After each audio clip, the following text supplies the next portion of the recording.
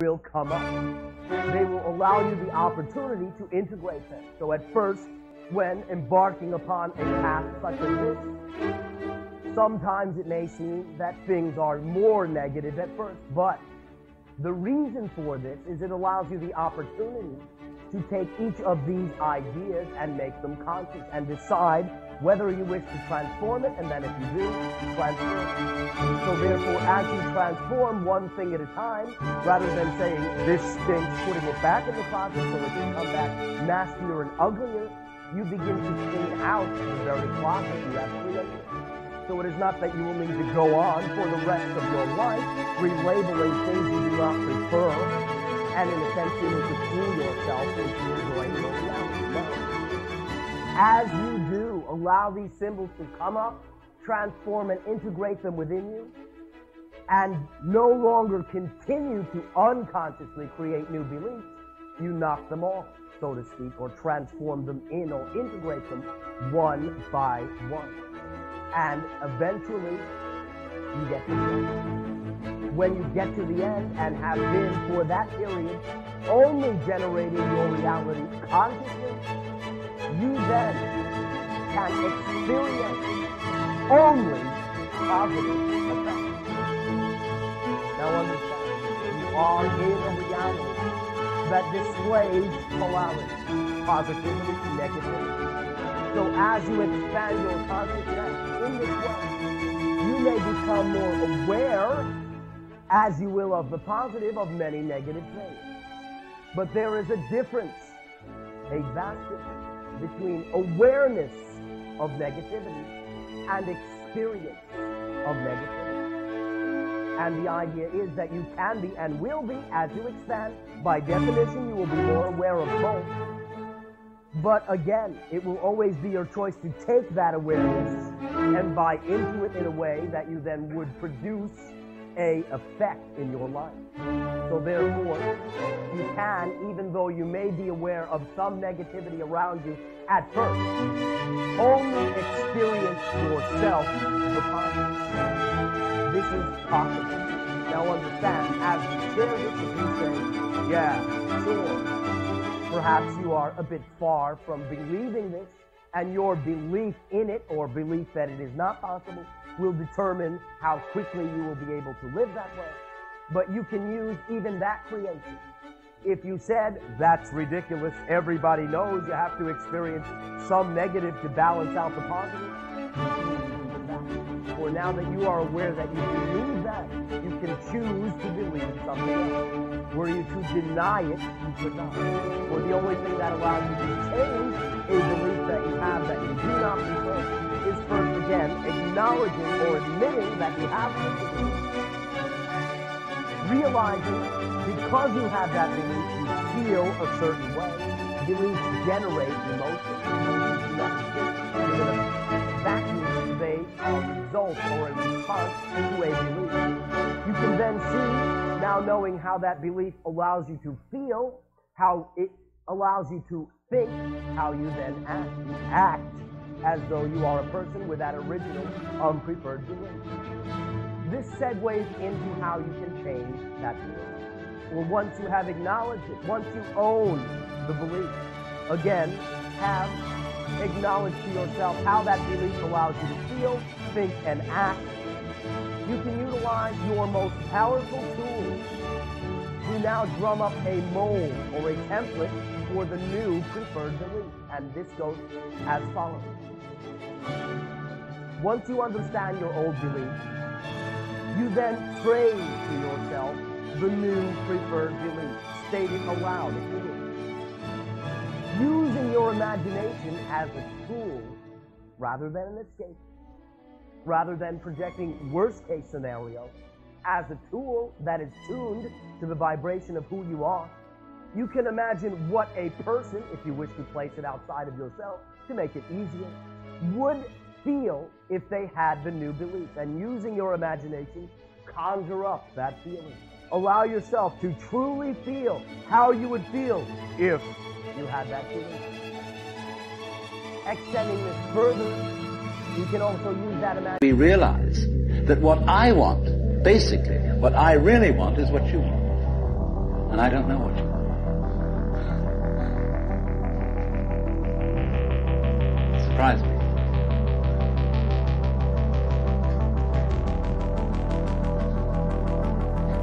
But that's the kinship between I and thou. So when I ask, I go right down to the question, which we started with. What do I want? The answer is, I don't know. When Bodhidharma was asked, who are you? Which is another form of the same question. He said, I don't know. Planting flowers to which the butterflies come. Bodhidharma says, I know not. I don't know.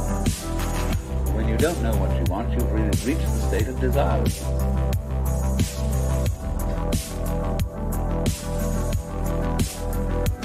When you really don't. You see, there's a beginning stage of not knowing, and there's an ending stage of not knowing. In the beginning stage, you don't know what you want because you haven't thought about it. Or you've only thought superficially. Then when somebody forces you to think about it and go through it and say, yeah, I think I'd like this, I think I'd like that, I think I'd like the other. That's the middle stage. Then you get beyond that. Say, is that what I really want? In the end you say, no, I don't think that's it. I might be satisfied with it for a while, and I wouldn't turn my nose up at it. But it's not really what I want. Why don't you really know what you want? Two reasons that you don't really know. Number one, you have it. Number two, you don't know yourself, because you never can. The Godhead is never an object of its own knowledge. Just as a knife doesn't cut itself, fire doesn't burn itself, light doesn't illumine itself. It's always an endless mystery to itself. I don't know. And this I don't know is uttered in the infinite interior of the Spirit.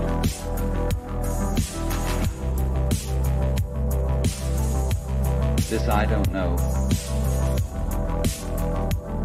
is the same thing as I love, I let go, I don't try to force or control. It's the same thing as humility.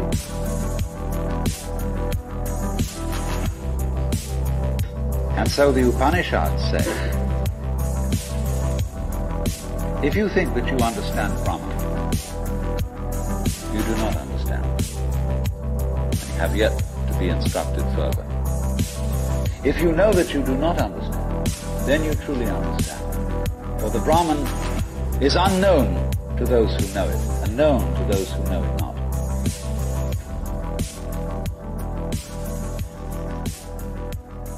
And the principle is that any time you, as it were, voluntarily let up control, in other words, cease to cling to yourself, you have an access of power. Because you're wasting energy all the time in self-defense, trying to manage things, trying to force things to conform to your will. The moment you stop doing that, that wasted energy is available. And therefore, you are, in that sense, having that energy available, you are one with the divine principle. You have the energy. When you're trying, however, to act as if you were God, that is to say, you don't trust anybody and you're the dictator and you have to keep everybody in line, you lose the divine energy. Because what you're doing is simply defending yourself. So then, the principle is, the more you give it away, the more it comes back. Now you say, I don't have the courage to give it away. I'm afraid.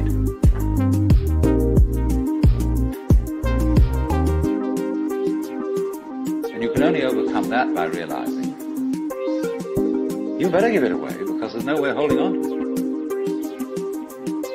The meaning of the fact, you see, that everything is dissolving constantly, that we're all falling apart, we're all in a process of constant death, and that the world we hope men set their hearts upon turns ashes or it was completely valuable.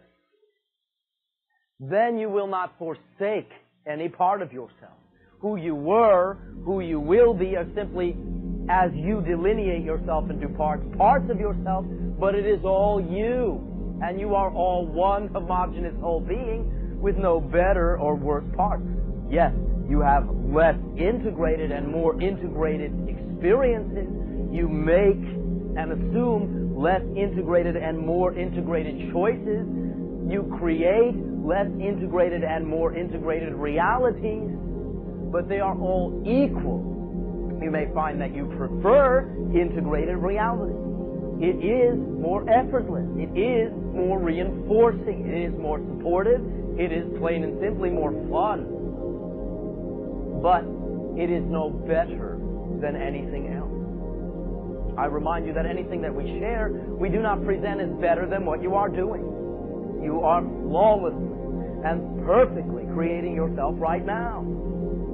But you are all within the accelerated phase of your personal transformation. So you are attracting knowledge. You are attracting resources. I am functioning as one of those resources, as one of those reflections of knowledge. I will not say source of knowledge, because you contain it all. I cannot give you anything you do not already have. And were I to hand you something you didn't have, you wouldn't make sense of it. So if you are understanding anything I say, that is a reinforcement that you already contain. You already contain everything you need to continue to be who you prefer to be with integrity, to create the life that you desire with integrity. You have enough power to create your reality completely according to preference without harming yourself or anyone else. That is the degree of the power that you have. And we have as well. In our society, we choose to express this as, perhaps you can say, the common choice. Not that we take it for granted or we constantly revel in the wonders of creation, but that is simply how we function without, as you say, thought. It is our foundation. But it is also available as your foundation, or you would not have attracted it. I am simply, again, a reflection of your timing, a reflection of the knowledge that you are now willing to look at within yourself. To simply step from the acceleration of the awareness of your power to the beingness, to the final phase of transformation of who you prefer to be. All you need to do is decide who you prefer to be, trust that you are already that person, and begin acting that way. Therefore, allow me to thank you for your willingness to allow me to share in your exploration. I understand from my perspective that you exist within me. It works across the board. So as I discover through anything that you share with me, anything, no matter how large or minute, that I had not been aware of before, that allows me to know that much more of myself. I get something out of this as well. You have much to offer, not only yourself, but each other. In fact, you all have everything you need to make such an offer. Therefore, I respect and am honored by your choice, in that it includes me. If only for this interaction, all well and good. I get enough in every moment from whoever I interact with in any given moment. I understand that I always have what I need when I need it. So if something is not available, I know I don't need it. And I do not look for it. I simply ground myself to what is available and get off the fence and move. Therefore, I know this works. But I do not insist that you believe me, because I cannot prove it to you other than allowing you to prove it to yourself by allowing you to be aware of it, but only because you are ready. Less in this this level have 14 levels, 14 trees.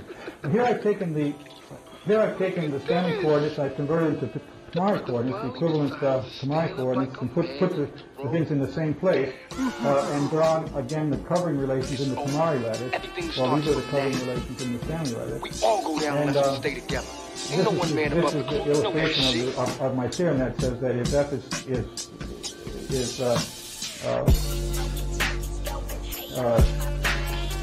related to G by Tamari, meaning that if I take any one of these red lines here, then that's going to correspond to some path in the Stanley lattice. This one is less than this, and the Stanley lattice will have a path in the other direction. So here again, this shows that the Tamari lattice somehow gives you more information than the Stanley lattice, but the Stanley lattice is nice because it's distributed, so I've never seen, this is all a strange concept to me to have several lattices on the same point. I've seen studies where people take a lattice and then they identify clusters of its points and get converse to get other converse. But I don't even know what the name for the concept is. This isn't a subset of the lattice. I think that I can say it's embedded in the lattice. It has, but I'm not sure what the right. It's happening in these lattices. So I'm going to have to get more familiar with the concept. One of the corollaries of this is, for example, the meat in the Tamari lattice would have to be contained in the meat in the Stanley lattice. Because F meet G in the Stanley lattice is the greatest lower bound in the Stanley lattice, and so the greatest lower bound of F and G. But F meets G in the Tamari lattice is a lower bound on F, and it's a lower bound on G, and so it has to be less than the greatest lower bound. So looking at it in the Stanley lattice, we're going to have this relation. Yeah. What? One looks like a shortcut to the other. One looks like taking shortcuts to the other. Yeah, that's right. Yeah, it says that there's a whenever I have a covering here, I'm covering here, then I have a chain here. So yeah, this is a shortcut lattice, and similarly, if I went to the CRE8 lattice and went back to that, there would be shortcuts there because the CRE8 lattice had only 3 steps from the bottom to the top. So, by the way, the CRE8 lattice, the levels in the CRE8 lattice were the number of leaves, if you remember, and leaves are easily seen in the because the leaf means no descendant, so that's the number 0. And so if you look at here, you can see how many leaves. So you look how many zeros there are, and you can see how.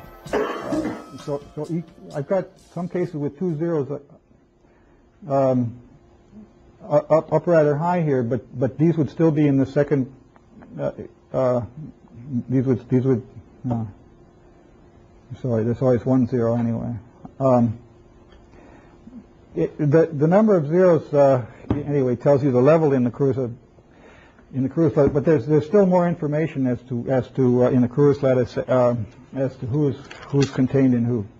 Now, this. It was completely valuable.